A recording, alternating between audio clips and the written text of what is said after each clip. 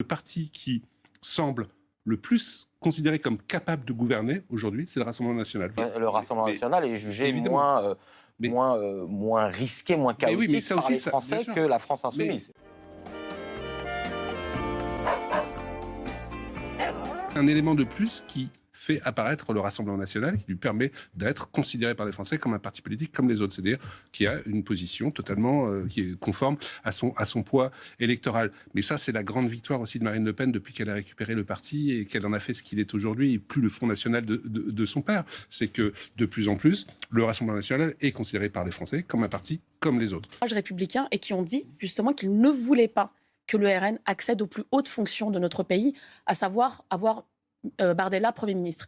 Donc ça aussi, c'est une réalité. Moi, je dis souvent, attention, parce que beaucoup... Ils l'ont quand même placé en tête. Ils l'ont placé en tête. Je ne parle pas du NFP, qui pareil, qui est une coalition. Alors, je redis, en termes de nouveau parti, Front populaire est arrivé en tête lors des élections. Vous aurez toujours une partie des Français qui considéreront que ce parti clive.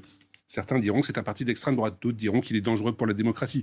D'autres diront qu'il attise la violence. Oui, mais finalement, pas plus aujourd'hui que les autres partis. Quand on compare l'image du RN à celle des autres partis politiques, il n'est pas plus notamment dangereux. La France insoumise, bien en tout cas, le Rassemblement national est jugé moins risqué, moins chaotique par les Français que la France insoumise. Tout à fait, tout ça a aussi contribué à institutionnaliser, normaliser l'image du Rassemblement national. Il y a deux choses qui ont joué très récemment. D'une part, la France insoumise, parce que quand on interroge les Français dans leur globalité, ils nous disent que le parti le plus dangereux pour la démocratie, c'est la France insoumise, et ce n'est pas, j'ai envie de dire, ce n'est plus le Rassemblement national. À partir du moment où vous n'êtes plus considéré comme celui qui est hors du jeu ou qui est le plus dangereux, eh bien, vous n'êtes plus dangereux. De la même manière, il y a eu un autre élément important qu'on a déjà oublié, c'était il y a 3 ans, c'est l'irruption d'Éric Zemmour sur la scène politique lors de l'élection présidentielle. D'un coup, le Rassemblement national se retrouve avec un candidat qui est plus radical, qui est plus à la droite de la droite, qui est plus à l'extrême droite que le Rassemblement national. Si vous n'êtes plus le parti le plus à l'extrême droite ou le plus à droite, eh bien, vous n'êtes plus d'extrême droite. Tout ça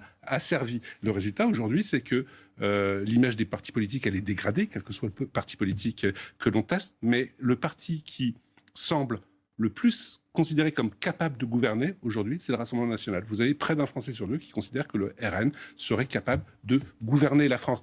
Spectaculaire changement par rapport à il y a quelques années où on disait le RN sera toujours confronté à ce plafond de verre qui n'est pas crédible, notamment sur les questions économiques. Tout ça a volé en éclats. Aujourd'hui, le RN pourrait prendre le pouvoir, non, tout simplement parce que l'on considère qu'il pourrait faire le job au même titre que les autres partis de gouvernement qui se sont succédés. Josiane Cornelou, sur l'Alliance